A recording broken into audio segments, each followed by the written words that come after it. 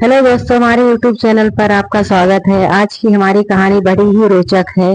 कृपया इसे पूरा अंत तक जरूर सुने या फिर पढ़ें। यह आपको जो है कहानी बहुत ही प्रेरणादायक लगेगी कि हमारे भगवान जो है हमें हमेशा साथ हमारे रहते हैं। वो किन किन परिस्थितियों में हमारी मदद करते हैं, वह इस कहानी के माध्यम से बताया गया है। किसी राज्य में एक प्रतापी राज्य हुआ करता था। वो राजा रोज सुबह उठकर पूजा पाठ करता और गरीबों को दान देता। अपने इस उदार व्यवहार और दया की भावना की वजह से राजा पूरी जनता में बहुत लोकप्रिय हो गया था। रोज सुबह दरबार खुलते ही राजा के यहाँ गरीब और भिखारियों की लंबी लाइन लग जाती थी। राजा हर इंसान को संतुष्ट करके भेजते थे। किशन और गोपाल नाम के दो गरीब भिखारी रोज राजा के यहाँ दान लेने आते। एक किशन और दूसरा गोपाल। राजा जब किशन को दान देता तो किशन राजा की बहुत वाहवाही करता और राजा को दुआएं देता। वहीं जब राजा गोपाल को दान देता तो हर बार एक ही बात बोलता, हे ईश्वर, तू बड़ा दयालु है, तूने मुझे इतना सब कुछ दिया। राजा को उसकी बात थोड़ी बुरी लगती। राजा सोचता कि दान मैं देता हूँ और ये गुणगान उस ईश्वर का करता है। एक दिन राजकुमारी का जन्मदिन था। उस दिन राजा ने दिल खोलकर दान दिया। जब किशन और गोपाल का नंबर आया तो राजा ने पहले किशन को दान दिया और किशन राजा के गुणगान करने लगा। लेकिन राजा ने जैसे ही गोपाल को दान दिया, वो हाथ ऊपर उठा के बोला, हे ईश्वर, तू ही अन्नदाता है। आज तूने मुझे इतना दिया, इसके लिए प्रभु तुझे धन्यवाद देता हूँ। राजा को यह सुनकर बड़ा गुस्सा आया। उसने कहा कि गोपाल, मैं रोज तुम्हें दान देता हूँ, फिर तुम मेरी बजाय ईश्वर का गुणगान क्यों करते हो? गोपाल बोला, राजा, देने वाला तो ऊपर बैठा है, वही सबका अन्नदाता है, आपका भी और मेरा भी। यह कहकर गोपाल वहां से चला गया। अब राजा ने गोपाल को सबक सिखाने की सोची। अगले दिन जब किशन और गोपाल का नंबर आया तो राजा ने किशन को दान दिया और कहा, किशन, मुझे गोपाल से कुछ बात करनी है, इसलिए तुम जाओ और गोपाल को यहीं छोड़ जाओ। और हाँ, आज तुम अपने पुराने रास्ते से मत जाना। आज तुमको राजमहल के किनारे से जाना है, जहाँ से सिर्फ मैं गुजरता हूँ। किशन खुशी खुशी दान लेकर चला गया। राजमहल के किनारे का रास्ता बड़ा ही शानदार और खुशबू से भरा था। संयोग से राजा ने उसे रास्ते में एक चांदी के सिक्कों से भरा घड़ा रखवा दिया था।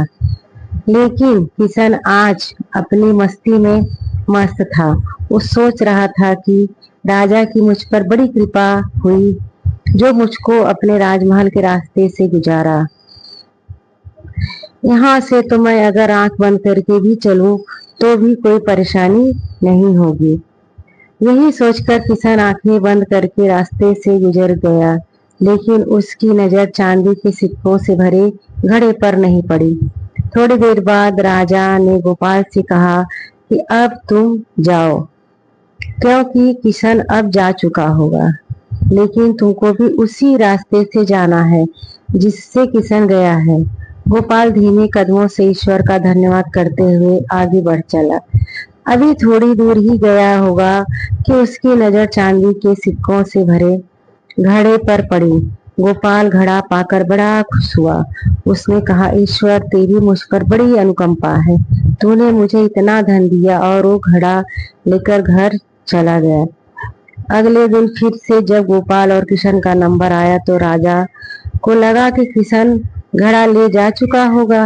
इसलिए उसने किशन से पूछा, क्यों किशन, कल का रास्ता कैसा रहा? किशन ने कहा, महाराज, रास्ता इतना सुंदर था कि मैं तो आंखें बंद करके घर चला गया, लेकिन कुछ मिला तो नहीं। फिर राजा ने गोपाल से पूछा तो उसने बताया कि राजा,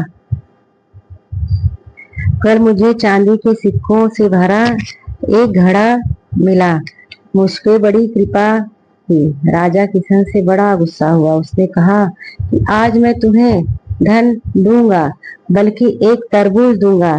किशन बेचारा परेशान तो था, लेकिन कहता भी तो क्या, चुपचाप तरबूज लेकर चल पड़ा। उधर राजा ने गोपाल को रोजाना की तरह कुछ धन दान में दिया। किशन ने सोचा कि इस तरबूज का क्या मैं करूंगा, और यही सोचकर वो अपना तरबूज एक फल वाले को बेच गया। अब जब गोपाल रास्ते से गुजरा, उसने सोचा कि घर कुछ खाने को तो है नहीं, क्यों न बच्चों के लिए एक तरबूज ले लिया जाए। तो गोपाल फल बेचने वाले से वही तरबूज खरीद लाया जिसे किशन बेच गया था। अब जैसे ही घर आकर गोपाल ने उस तरबूज को काटा तो देखा उसके अंदर सोने के सिक्के भरे हुए थे। गोपाल ये देखकर बड़ा प्रसन्न हुआ और ईश्वर का धन्यवाद देते हुए बोला, हे ईश्वर, आज तूने मेरी गरीबी दूर कर दी। तू बड़ा दयालु है, सबका अन्नदाता है। अगले दिन जब राजा दान दे रहा था तो उसने देखा कि केवल अकेला किशन ही आया है, गोपाल नहीं आया।